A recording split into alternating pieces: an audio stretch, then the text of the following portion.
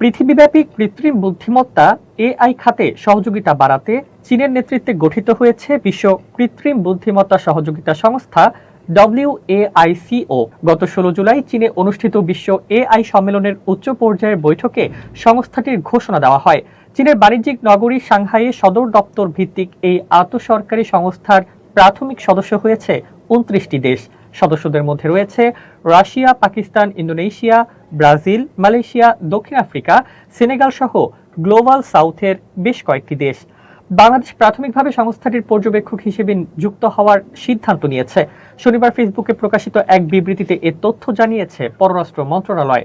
মন্ত্রণালয়ের বিবৃতিতে বলা হয়, ডব্লিউএআইসিওর লক্ষ্য হল এআই উদ্ভাবনে আন্তর্জাতিক সহযোগিতা জোরদার করা, ডিজিটাল বৈষম্য কমিয়ে অন্তর্ভুক্তিমূলক উন্নয়ন নিশ্চিত করা, বৈশ্বিক এআই উন্নয়নে উন্মুক্ত, নিরপেক্ষ ও বৈষম্যমুক্ত পরিবেশ গড়ে তোলা এবং এআই প্রযুক্তি নিরাপদ ও মানব কল্যাণমুখী ব্যবহারের জন্য প্রয়োজনীয় নীতিমালা প্রণয়নে সহযোগিতা করা।